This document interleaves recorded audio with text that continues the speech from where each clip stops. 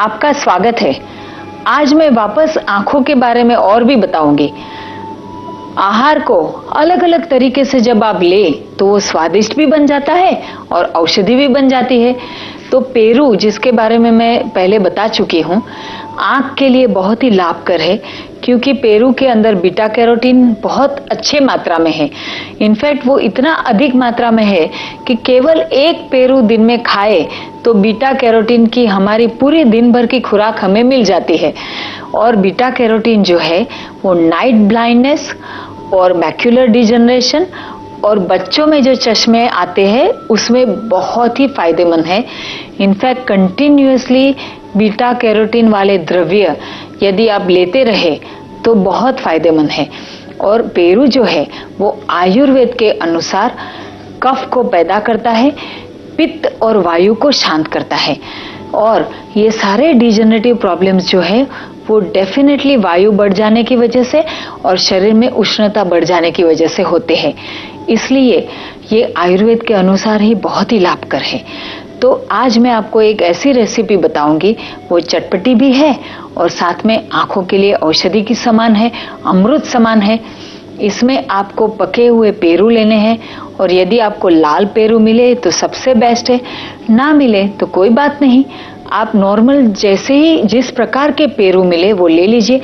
एक पेरू लीजिए, उसको अंदर से बीज निकाल दीजिए और उसकी छाल जो है, छिलकी जो है वो रहने दीजिए हो सके तो, क्योंकि पेरू के जो छिलके हैं उसमें एक नींबू के समान विटामिन सी है, लेकिन नींबू के अंदर साइट्रिक एसिड जो हमारे जोड़ों को पकड़ लेता है और दुखने लगते हैं, वो इसमें बिल्कुल साइड उसकी रिएक्शन नहीं आती। यानी कि नींबू हम विटामिन सी के लिए खाए, उसकी जगह पेरू की छाल खाएंगे तो उससे कोई जोड़ों में दर्द नहीं पैदा होगा, एसिडिटी, गर्मी नहीं होगी और फिर भी हमें विटामिन सी एकदम भरपूर मिल जाएगा।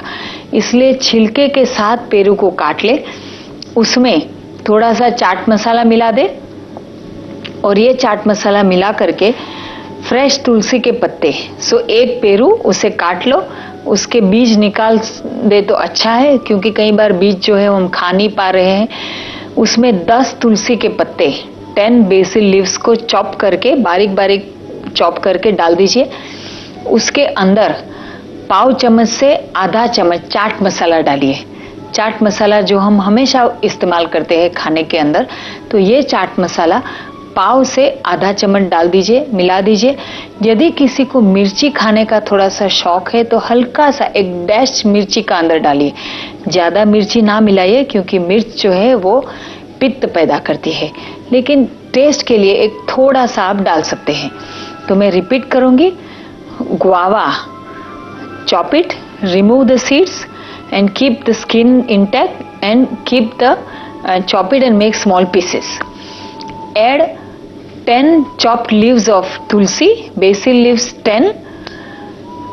Add half a teaspoon chaat masala, quarter teaspoon to half teaspoon as per your taste, and add a dash of chili if you are actually fond of eating chilies, because chilies can give you a tangy flavor, but don't eat too much chilies because it is heating. So ये सारी चीज मिला करके एक प्रकार का चटपटा चाट हो जाएगा जो आप इंडिविजुअली खाइए। कई बार हम चाट जो है वो खाने के साथ खाते हैं।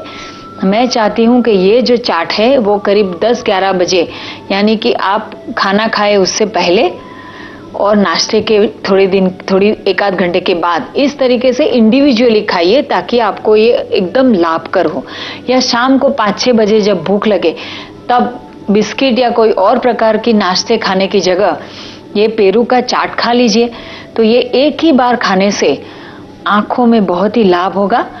हाँ, एक चीज ध्यान रहे दर्शकों, आंखों के लिए स्पेशली ये डिजेनरेटिव प्रॉब्लम्स के लिए गाजर, पेरू, एप्रिकॉट, इस प्रकार के द्रव्य आपको कंटिन्यूअसली लेते रहने हैं क्योंकि इससे जो है कि आंखों की रोशनी बढ़ती है, लेकिन लंबे अरसे के बाद।